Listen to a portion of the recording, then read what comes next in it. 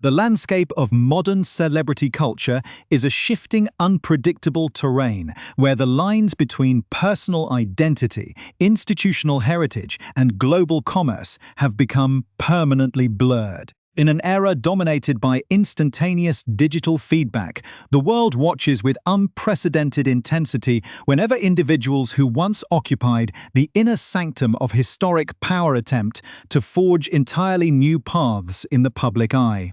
Every gesture, every aesthetic choice, and every carefully curated sequence of imagery is subjected to a level of microscopic scrutiny that few traditional enterprises ever experience. This phenomenon has created a fascinating paradox where the sheer scale of a public figure's global recognition can simultaneously act as their greatest asset and their most complex obstacle. When a personality is known to billions, the transition from being a symbol of a centuries-old institution to becoming the face of a contemporary, lifestyle-driven commercial endeavor is fraught with narrative tension. The audience is no longer just consuming a product or a service. They are interpreting a complex web of status, intention, and subtext, looking for deeper meanings beneath the polished surface of high-production media campaigns. This constant evaluation creates an atmosphere where even the most seemingly simple promotional effort can ignite a global conversation, revealing the profound challenges of managing a personal brand when the stakes are tied to a legacy that spans generations. It is within this highly charged, visually driven media ecosystem that we find a fascinating case study in the power and the peril of modern digital marketing. To truly understand how these forces interact, one must look closely at the subtle mechanics of audience perception and the ways in which the public reacts when they feel a campaign prioritizes the personality over the underlying substance. Before we dive deeper into the specific mechanics of this global media wave and unravel the intricate layers of this latest commercial venture, take a brief moment to subscribe to our channel and turn on notifications so you never miss an in-depth analysis of the stories shaping global culture. The dynamics of public perception are rarely straightforward, and in the case of high-profile public figures attempting to establish independent commercial footprints, the margin for error is razor-thin. For months, the global media and millions of onlookers have been anticipating the strategic rollout of a new lifestyle philosophy, an enterprise designed to encapsulate elegance, domestic warmth, and a curated approach to everyday living. This venture represents more than just a business. It is a declaration of independence and a creative manifestation of a life built outside the rigid boundaries of traditional expectations. Yet, when the latest promotional sequence was unveiled to the digital world, the reaction was not the universal acclaim that many might have anticipated. Instead, it triggered a wave of profound bewilderment across major social media networks, highlighting a growing disconnect between artistic vision and consumer expectation. The imagery presented was undeniably beautiful, capturing a serene, idealized vision of summer that felt deeply personal and meticulously staged. We saw a sun-drenched garden setting, an atmosphere filled with the gentle ambient sounds of nature, and a central figure moving through the space with an effortless, barefoot elegance that seemed designed to evoke a sense of organic luxury and rustic charm. The basket carried through this idyllic scene was overflowing with a vibrant harvest of summer produce, from deep red tomatoes to fresh artichokes and ripe peaches, creating a powerful visual metaphor for abundance and natural wellness. But as the footage circulated across platforms like X, formerly known as Twitter, a quiet storm of skepticism began to gather momentum. Rather than discussing the merits of the items being offered or the philosophy of the brand itself, the digital audience found themselves entirely fixated on the performance, the angles of the camera, and the stylized poses of the individual at the center of the frame. This shift in focus raised a critical question that lies at the very heart of modern media strategy. When does a promotional campaign stop being about the product and start being exclusively about the person? For a significant segment of the online community, the delicate balance required for a successful lifestyle launch had been fundamentally disrupted. Commentators and marketing analysts quickly pointed out that if the public conversation is entirely dominated by the choreography of the video and the lifestyle of its star, rather than the tangible goods meant for purchase, the campaign has arguably missed its core objective. Critics argued that the product felt secondary, almost accidental, in comparison to the overwhelming focus on personal celebrity, leading to accusations that the venture lacked a clear understanding of its target demographic. Some observers noted with a touch of irony that the elaborate display of fresh produce felt disconnected from reality, questioning the narrative structure of a campaign that seemed to borrow the aesthetics of a local market without establishing a clear commercial logic for the consumer. This initial wave of confusion marks a pivotal moment in the public evolution of the brand, transforming what was intended to be a seamless aesthetic triumph into a complex debate about authenticity, commercial clarity, and the challenges of high-profile entrepreneurial reinvention. The growing digital controversy surrounding this latest summer promotional campaign did not develop in a vacuum. Rather, it represents the continuation of a highly coordinated, multi-layered media strategy that has played out over the course of several critical weeks. To fully understand why the public reaction turned from simple curiosity into widespread bewilderment, one must examine the specific timeline of events and the deliberate sequencing of public appearances, product collaborations, and personal announcements that led up to this pivotal moment. Just days before the Barefoot Garden advertisement was uploaded to the internet, a series of calculated steps had already begun to set the stage on the brand's official feed. For instance, during a major international holiday celebrating fatherhood, the brand's digital profile attempted to blend domestic warmth with commercial appeal by sharing a stylized glimpse into a private morning routine.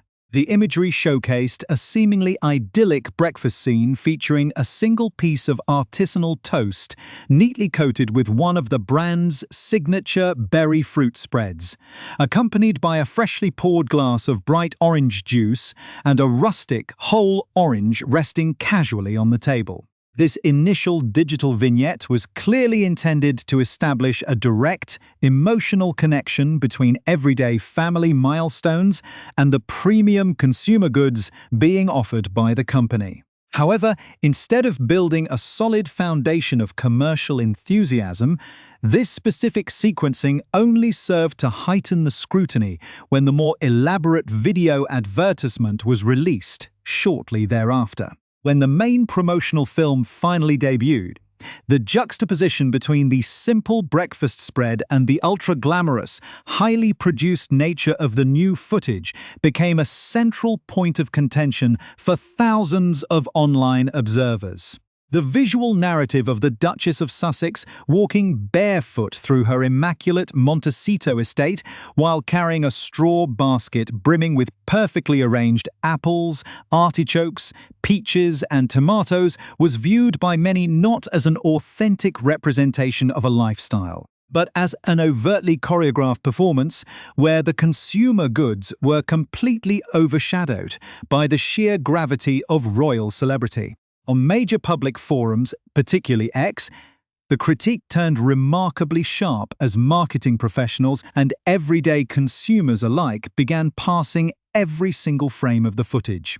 The overarching sentiment among critics was that the product had been rendered entirely secondary to the personality at the center of the frame. When an audience spends more time discussing the specific camera angles, the deliberate pauses to smile at the lens, and the precise styling of a blue-striped shirt and crisp white trousers rather than the actual tea or jam intended for the market, the core mechanics of traditional advertising begin to fracture. This widespread criticism highlighted a fundamental question regarding the brand's identity. Who exactly is the target market for an enterprise that positions its founder as a distant, idealized figure rather than an accessible guide to daily living? The confusion only deepened as consumers pointed out the inherent narrative contradictions within the campaign itself, with some online commentators noting that the elaborate display of raw fruits and vegetables felt entirely disconnected from a brand that was supposed to be selling jarred preserves and lifestyle accessories. This friction between artistic expression and commercial utility created a palpable sense of tension across the digital landscape, setting off an intense debate about whether the venture possessed a coherent long-term business strategy or if it was relying solely on the fleeting power of global fame. But the complications facing this budding commercial empire were not limited to a single divisive video advertisement. They quickly expanded into the highly sensitive realm of corporate partnerships and product collaborations. Earlier in the month, a major announcement had been made detailing an exclusive collaboration between this new lifestyle brand and a prominent California-based wellness beverage company known for its trendy matcha blends. The Duchess had been an early, high-profile investor in this specific wellness company since late December 2020, even going so far as to make a surprise cameo appearance as a background extra in one of their digital marketing campaigns to help boost their global profile. This new partnership, officially dubbed the Strawberry Matcha Set, was supposed to represent a seamless fusion of both corporate identities, leveraging the wellness brand's established distribution networks to introduce the Duchess' new artisanal creations to a health-conscious consumer base.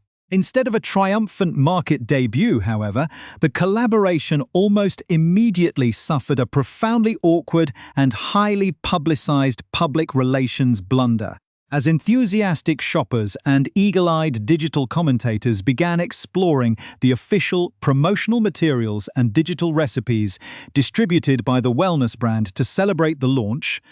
They noticed a glaring and deeply embarrassing inconsistency. In a prominent digital recipe explaining how consumers could create a specific, trendy strawberry jam cold foam matcha latte at home using the new collaborative set, the instructions did not direct shoppers to use the Duchess's newly unveiled artisanal fruit preserves. Instead, the official recipe explicitly instructed customers to utilize 1 to 2 tablespoons of a highly popular, mass-produced French commercial brand, Bonne Maman strawberry preserves, to achieve what they described as a dreamy, creamy, and fruity fusion. The public reaction to this mistake was immediate and merciless across social media platforms. Fans, critics, and business analysts alike branded the apparent oversight as an incredibly clumsy marketing failure, with online users flooding comment sections with remarks like an absolute oopsie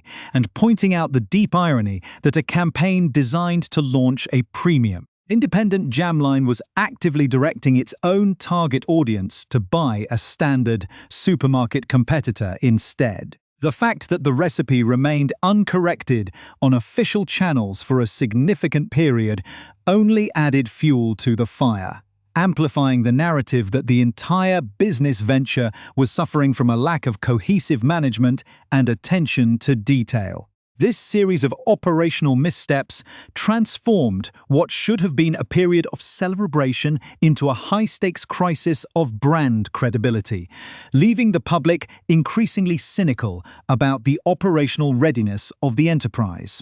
As the digital community continued to debate the implications of the Bonne Maman oversight, the tension surrounding the lifestyle brand began to merge with a much broader, deeply complex narrative involving international travel, high-level security negotiations, and the ongoing, highly publicized dynamics of the broader British royal family. The unfolding commercial drama in California cannot be separated from the broader, deeply intricate tapestry of international events, family obligations, and institutional transitions that continue to surround the Duke and Duchess of Sussex. Just hours before the divisive lifestyle advertisement was uploaded to the internet, a seemingly contrasting narrative of intimate family celebration emerged on the couple's personal channels, effectively shifting the public's focus from commercial products to the deeply human elements of their lives. To mark the annual celebration of fatherhood, a highly personal photograph was shared with the public, capturing a rare and tender moment of domestic tranquility far removed from the polished glare of corporate branding. The image featured the Duke of Sussex embracing his two young children, Prince Archie and Princess Lilibet, in a candid, joyful moment that immediately captured the hearts of onlookers worldwide. In this specific photograph, the Duke was pictured kneeling on the ground with a warm, genuine smile, completely wrapped up in the embrace of his children, who were dressed in casual, everyday attire that carried its own subtle connections to global popular culture.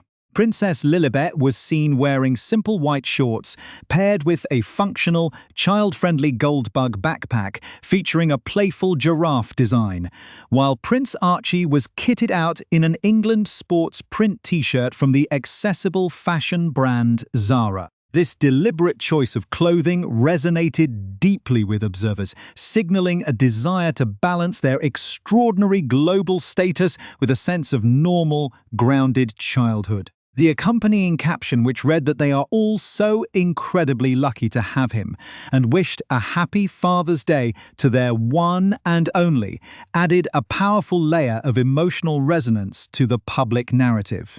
However, the timing of this deeply personal release did not escape the notice of media analysts, as it occurred just hours after the broader British royal family had publicly marked the milestone birthday of the Prince of Wales, highlighting the ongoing, synchronized dance of public relations that plays out across the Atlantic. This intimate glimpse into their private life in Montecito serves as a vital prelude to a much larger and highly anticipated international journey that has been capturing headlines for months. According to multiple highly placed sources, the Duke of Sussex is currently finalizing arrangements to bring his wife and children back to the United Kingdom for a rare and highly significant family visit. This upcoming journey represents a monumental milestone for the family, marking the first time in over 4 long years that the young prince and princess will travel to their father's homeland together. The primary objective behind this high-profile transatlantic trip is the family's scheduled attendance at the official 1-year countdown celebrations for the 2027 Invictus Games, an international sporting event for wounded, injured, and sick servicemen and women that is set to take place in the city of Birmingham. The Invictus Games have long been the Duke's most cherished and successful global initiative, a project born out of his own military service and a deep, lifelong commitment to supporting veterans. For the Duke, returning to the United Kingdom to launch the countdown for this major home nation tournament is a matter of profound personal pride, and the decision to bring his entire family signifies the immense importance he places on this specific milestone. Yet, beneath the surface of this inspiring sporting event lies a web of deeply complex family dynamics that have remained unresolved for years.